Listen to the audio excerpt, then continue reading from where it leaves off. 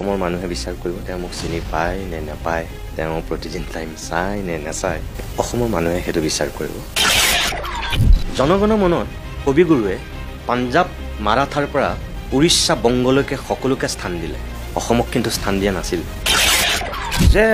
তেতিয়ালৈকে মই নেজানোৱেই, মই নিজেই নাজানো যে কৰিম শব্দটোৰ কাৰণে কৰিমগঞ্জ নামটো সলাই দিয়া হৈছে। আৰু তাৰ যিসকল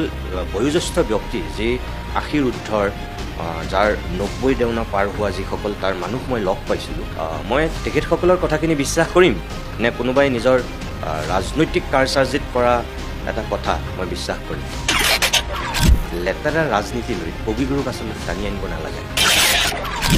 হিমন্ত বিশ্ব শৰ্মাৰ যিটো অসম প্ৰেম, মোৰ অসম প্ৰেম কি তেখেততকৈ কম নেকি? মই বৰ্তমান উপস্থিত আছোঁ প্ৰতিদিন টাইমৰ কাৰ্যালয়ত এগৰাকী বিশেষ ব্যক্তিৰ সৈতে। মোৰ লগত আছে নিতুমণি শইকীয়া ডাঙৰীয়া। যিহেতু কালিৰ দিনটোত আমি দেখিবলৈ পাইছিলোঁ মুখ্যমন্ত্ৰী হিমন্ত বিশ্ব শৰ্মাই সাংবাদিকৰ আগত সাংবাদিকে সোধা এটা প্ৰশ্নৰ উত্তৰত তেখেতে মন্তব্য কৰিছিলে যে মই নিতুমণি শইকীয়াক চিনি নাপাওঁ, কোন হয় নিতুমণি শইকীয়া। সমান্তৰালকৈ তেখেতে কৈছিলে যে মই প্ৰতিদিন টাইম মই নাচাওঁ, প্ৰতিদিন টাইম এটা লাষ্ট টিআৰপি থকা চেনেল। আমি তেখেতৰ পৰা জানিবলৈ চেষ্টা কৰিম নিতুমণি শইকীয়াৰ পৰা। কি ক'ব, কিয় বাৰে বাৰে হিমন্ত বিশ্ব শৰ্মাৰ লক্ষ্য হৈ পৰে নিতুমণি শইকীয়া? শৰৎ, মই এটা কথা কওঁ যে তেখেতে যিটো কৈছে মই দেখিছোঁ, কিন্তু মই এই সন্দৰ্ভত আচলতে মই একো ক'ব বিচৰা নাছিলোঁ। আৰু মই টেলিভিশ্যনতো সেই সন্দৰ্ভত মই একো কোৱাও নাই, একো কৰাও নাই। তুমি আহিছা, তুমি সুধিছা কাৰণে মই কওঁ, তেখেতে চিনি নাপাওঁ বুলি কোৱাটো একো ডাঙৰ কথা নহয়। অসমৰ মানুহে জানিব। মই সেই সন্দৰ্ভত বিশেষ কিবা ক'বলগীয়া আছে বুলি মই নাভাবোঁ।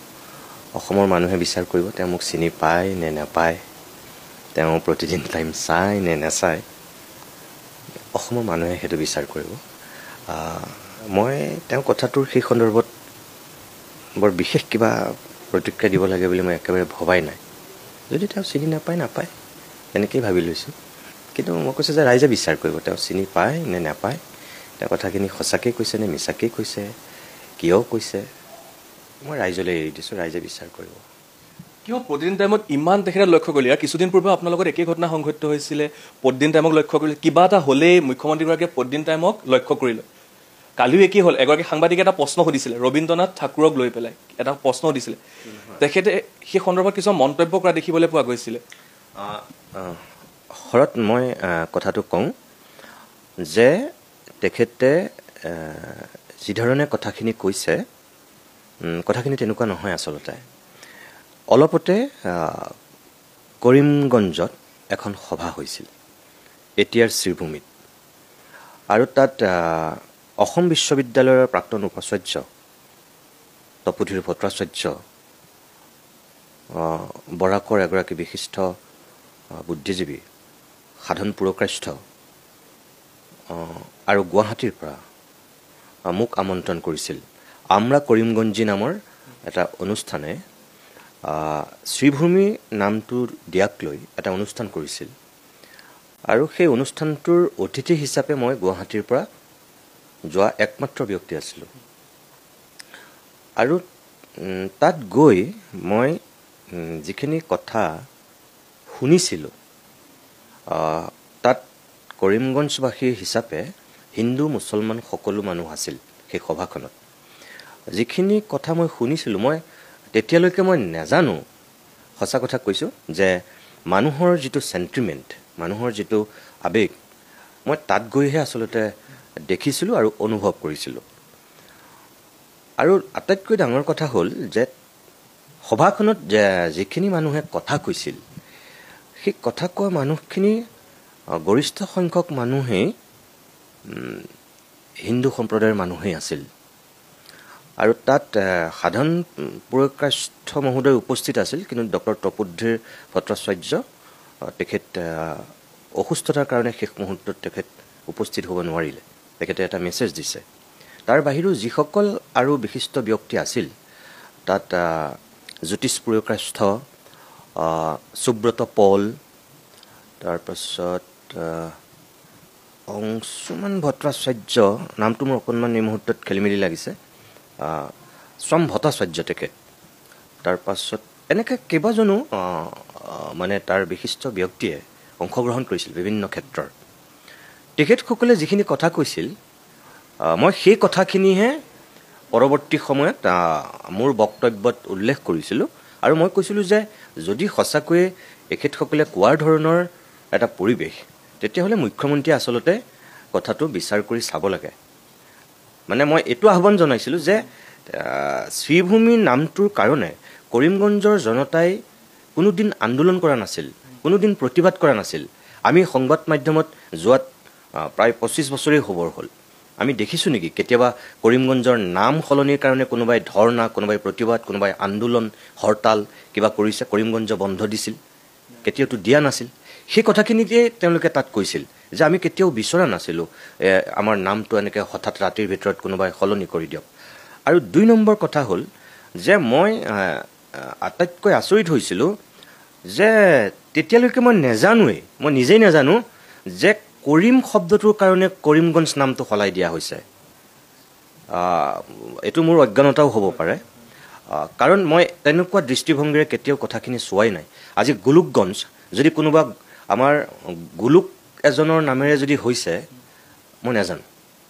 মই গোলোকগঞ্জক সেই দৃষ্টিৰে চোৱাই নাই কৰিমগঞ্জক মই সেই দৃষ্টিৰে চোৱাই নাই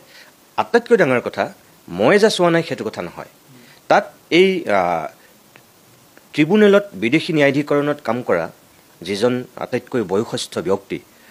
জ্যোতিষ পুৰকাষ্ঠ তেখেতে লাখুটি লৈ আহিছে তেখেতে যিখিনি কথা কৈছে তাত আৰু এই ভট্টাচাৰ্য অংশুমান ভট্টাচাৰ্য আছিলে নে নামটো মই অকণমান পাহৰি গৈছোঁ তেখেতে যিখিনি কথা কৈছিল তেখেতে কৈছে যে আমি ইমান বছৰ হ'ল স্বাধীনতাৰ আগৰ পৰাই মানে কৰিমগঞ্জ নামটো যেতিয়াৰ পৰা তাত হৈছিল তেতিয়াৰ পৰা তেওঁলোকে মিলা প্ৰীতি আছে আৰু তেওঁলোকৰ কোনো মানসিকতাতেই নাছিল যে এইটো কোনোবা এটা সম্প্ৰদায়ৰ মানুহৰ নামৰ লগত জড়িত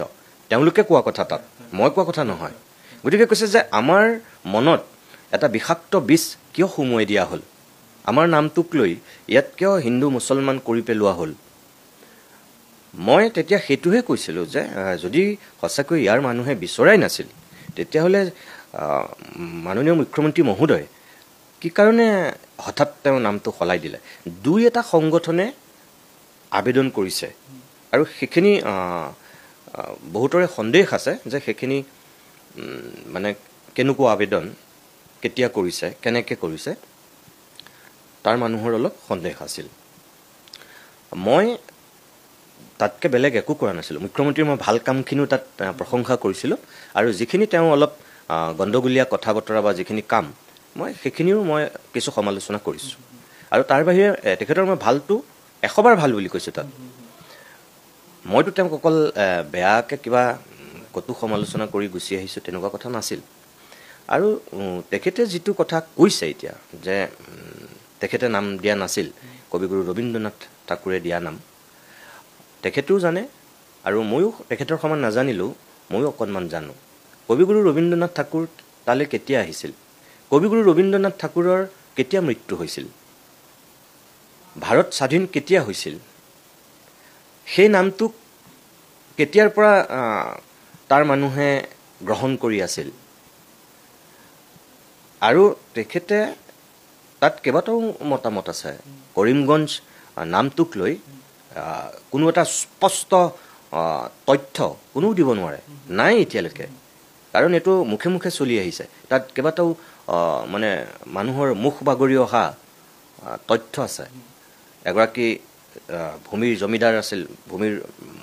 অধিকাৰী একদম গোটেই অঞ্চলটোৰ কৰিম নামৰ এজন মানুহ আছিল যাৰ নামেৰে পৰৱৰ্তী সময়ত ব্ৰিটিছে তেওঁৰ নামেৰে এই অঞ্চলটো নামাকৰণ কৰা বুলি কয় এটা তেনেকুৱা কথা আছে আন এটা হৈছে কৰিম এটা পাৰ্চী শব্দ তাৰ অৰ্থটো হৈছে দয়া কৰুণা আৰু গঞ্জ ভূমি তাৰমানে এইটো এটা দয়াৰ ভূমি কৰুণাৰ ভূমি সেইফালৰ পৰা গতিকে তাত সেই অৰ্থটো বহুতে বিশ্বাস কৰে সেইটোতো হ'ব পাৰে কৰিমটো এটা পাৰ্চী শব্দ অৰ্থটো দয়া কৰুণা গঞ্জ ভূমি সেইটোতো আমি অস্বীকাৰ কৰিব নোৱাৰোঁ অকল এটা দৃষ্টিৰে আমি কিয় চাওঁ আৰু আটাইতকৈ ডাঙৰ কথা যে শ্ৰীভূমি নামটো ৰবীন্দ্ৰনাথ ঠাকুৰে এটা কবিতাত শ্ৰীভূমি ব্যৱহাৰ কৰিছিল ৰবীন্দ্ৰনাথ ঠাকুৰে ক'ৰবাত কৈছে নেকি যে এই নামটো শ্ৰীভূমি হ'ব লাগিব এই কৰিমগঞ্জ হ'ব নালাগিব বুলি তেখেতে ক'ৰবাত কৈছে নেকি তেখেতেতো কেতিয়াও কোৱা নাই কবিতা এটাত লিখিছে আৰু তাৰ যিসকল বয়োজ্যেষ্ঠ ব্যক্তি যি ৮০ ঊৰ্ধৰ যাৰ ৯০ দেওনা পাৰ হোৱা যিসকল তাৰ মানুহ মই লগ পাইছিলোঁ মই তেখেতসকলৰ কথাখিনি বিশ্বাস কৰিম নে কোনোবাই নিজৰ ৰাজনৈতিক কাৰচাজিত কৰা এটা কথা মই বিশ্বাস কৰিম সেইটো মোৰ এটা বিবেক আছে মই এইটোও কৈছিলোঁ তাত যে ৰবীন্দ্ৰনাথ ঠাকুৰদেৱে দিয়া শ্ৰীভূমি মই কিন্তু বিৰোধিতা কৰা নাই তেখেতৰ নামটোৰ অৰ্থটোৱেই হৈছে এটা লক্ষ্মীৰ ভূমি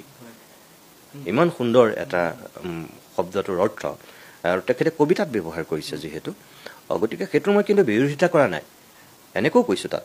আৰু লগতে এইটো কৈছোঁ যে যদি ইয়াৰ মানুহৰ কোনো আলাপ আলোচনা নকৰাকৈ আৱেগ অনুভূতিক সন্মান নজনোৱাকৈ কাৰণ তেওঁলোকে কৈছে যে এখনো ৰাজহুৱা সভা চৰকাৰীভাৱে কৰিমগঞ্জত অনুষ্ঠিত হোৱা নাছিল তাৰ মানুহৰ কেতিয়াও এটা দিনতো চৰকাৰৰ ফালৰ পৰা মতামত লোৱা নাছিল কাৰণ সেইখন মানে স্বাধীনতাৰ আগৰ বহুত আগৰ পৰা ইতিহাসে ঢুকি পৰাৰ আগৰ পৰাই যেতিয়াৰ পৰা মহকুমা হৈছিল ব্ৰিটিছৰ দিনত তাৰো আগৰ পৰা সেই নামটো তাত কৰিমগঞ্জ হিচাপে আছিল গতিকে মই সেইটোহে আহ্বান কৰিছিলোঁ যে ইয়াৰ মানুহৰ আৱেগ অনুভূতিত সন্মান জনোৱা উচিত আৰু তেখেতসকলে মোক নিজেই কৈছে আৰু মই পিছত চাইছোঁ তেখেতসকলৰ কথাটো সঁচা নে মিছা জিলা আয়ুক্তৰ বাহিৰে তাত সোপাতে গোটেই যিখিনি তাত কাৰ্যালয় আছে বেংক চবতে এতিয়াও SBI তাত এতিয়াও শ্ৰীভূমি লিখা নাই কৰিমগঞ্জ লিখা আছে তাৰ যিটো পোষ্ট অফিচ তাত এতিয়াও কৰিমগঞ্জ লিখা আছে মানে তাৰ অকল DC অফিচটোক বাদ দি বাকী গৰিষ্ঠ সংখ্যক আৰু তাৰ যিবিলাক দোকান পোহাৰ সকলোতেতো কৰিমগঞ্জ লিখা আছে এতিয়াও মানে তেওঁলোকে কৈছে যে আমাৰ যিটো নাম আমাৰ আত্মাত আছে যিটো আমাৰ হৃদয়ত আছে গতিকে হঠাৎ ৰাতিৰ ভিতৰত কোনোবাই সলাই দিলে আমি কি মানি ল'ম নেকি তেওঁলোকৰ কথাখিনি সেইখিনি আছিল আৰু এজন সাংবাদিক হিচাপে মই সেইটো এটা আহ্বান জনাইছিলোঁ মুখ্যমন্ত্ৰীক যে আপুনি যদি আপোনাৰ ৰাজনৈতিক দৃষ্টিভংগীৰে লাভালাভ হোৱাৰ স্বাৰ্থত আপুনি এইটো কৰিছে তেতিয়াহ'লে এইটো বৰ উচিত কাম কৰা নাই আপুনি এবাৰ সিদ্ধান্তটো পুনৰ বিবেচনা কৰক মই সেইটোহে আহ্বান জনাইছিলোঁ তাতকৈতো মই বেলেগ একো কোৱা নাছিলোঁ গতিকে তেওঁ মোক যিটো কথা কৈছে কবিগুৰু ৰবীন্দ্ৰনাথ ঠাকুৰদেৱক টানি আনি লেতেৰা ৰাজনীতিলৈ কবিগুৰুক আচলতে টানি আনিব নালাগে নিজৰ ৰাজনৈতিক স্বাৰ্থত সেই মহান মনীষীগৰাকীক কেতিয়াও টানি অনাটো আমি উচিত নহয় মোৰ কবিগুৰু ৰবীন্দ্ৰনাথ ঠাকুৰৰ ইয়াত মই প্ৰতিদিন টাইমতে কিমানটা অনুষ্ঠান কৰিছোঁ মই নিজে জানো নহয় তেখেতৰ প্ৰতি মোৰ কিমান শ্ৰদ্ধা ভক্তি আছে মই জানো নহয় গতিকে মই ভাবোঁ ৰাজনীতিৰ মাজলৈ কবিগুৰুক টানি আনিব নালাগে আৰু তেখেতে নিজে জোৰ কৰি মানে নিজে এটা সিদ্ধান্ত লৈ ঢোকা হিচাপে লাখুটি হিচাপে তেখেতে কবিগুৰুক ব্যৱহাৰ কৰিব বিচাৰিছে মই সেইটোৰ উচিত বুলি নাভাবোঁ আৰু এটা কথা ক'ম কিন্তু মই এখন অসম হয় এখন পশ্চিমবংগ নহয় কবিগুৰুক শ্ৰদ্ধা জনায়ো মই এটা কথা ক'ম এজন অসমীয়া হিচাপে জনগণ মনত কবিগুৰুৱে পাঞ্জাৱ মাৰাঠাৰ পৰা উৰিষ্যা বংগলৈকে সকলোকে স্থান দিলে অসমক কিন্তু স্থান দিয়া নাছিল সিন্ধু গোদাবৰী যমুনাৰ পৰা গংগালৈকে জনগণৰ মনত সকলোবিলাক নদীৰ নাম থাকিল কিন্তু ব্ৰহ্মপুত্ৰ নাথাকিল কবিগুৰুক শ্ৰদ্ধা জনায়ো এজন অসমীয়া হিচাপে হিমন্ত বিশ্ব শৰ্মা ডাঙৰীয়াক মই সেই কথাটো মনত পেলাই দিব লাগিব নেকি গতিকে এইখন অসম হয় এইখন পশ্চিমবংগ নহয় ইয়াত আমাৰ কৰিমগঞ্জৰ নাম তাত শ্ৰীভূমি বুলি কবিগুৰুৱে আহি কোনোবা দিনা ক'ব পাৰে শংকৰদেৱে কোৱা নাই নহয় আৰু এটা কথা মই জানো মুখ্যমন্ত্ৰী হিমন্ত বিশ্ব শৰ্মাক প্ৰতিদিনৰ ভোটে ইমান কিয় খেদে কিয় বাৰে বাৰে প্ৰতিদিনেই যে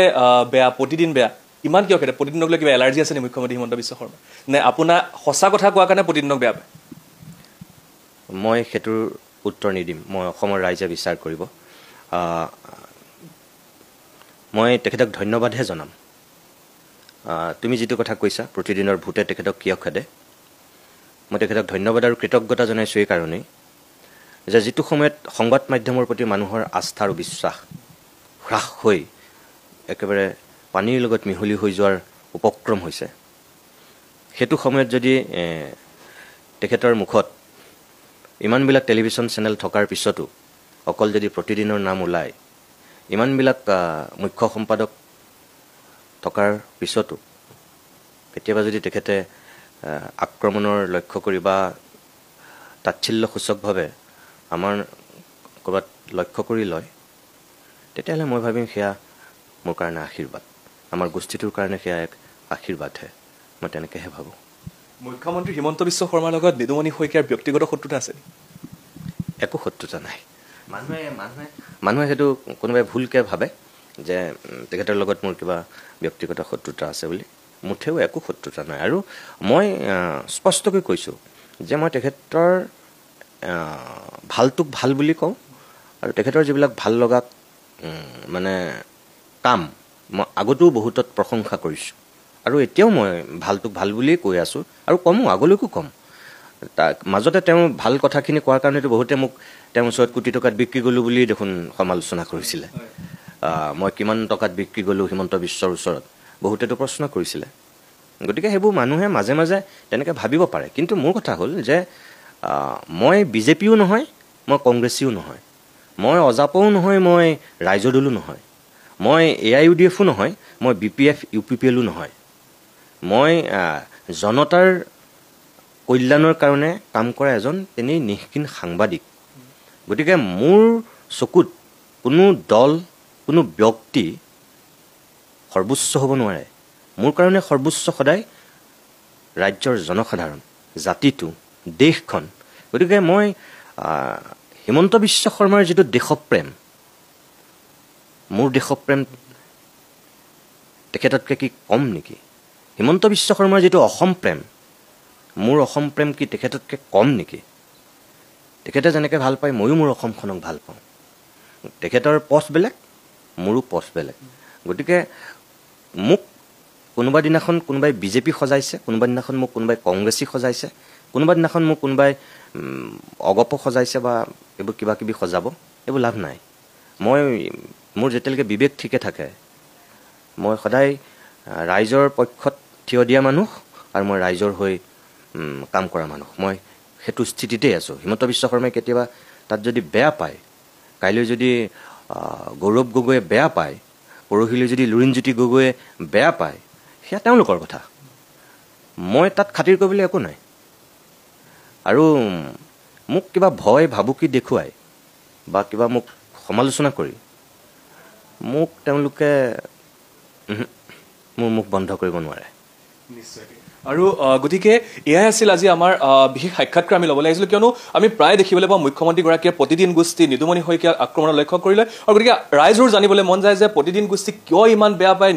মুখ্যমন্ত্ৰী হিমন্ত বিশ্ব শৰ্মাই। কালিৰ দিনটোত যিসমূহ মন্তব্য কৰিছিলে, সেইসমূহ মন্তব্য কিমান গ্ৰহণযোগ্য এগৰাকী মুখ্যমন্ত্ৰী হিচাপে, সেইসমূহ ৰাইজে বিবেচনা কৰিব। কিন্তু আটাইতকৈ ডাঙৰ কথাটো হ'ল যে এগৰাকী মুখ্যমন্ত্ৰী হিচাপে বাৰে বাৰে এটা সংবাদ প্ৰতিষ্ঠানক এনেধৰণে আক্ৰমণ কৰি থকাটো অতি লজ্জাজনক বিষয় বুলি ক'ব লাগিব।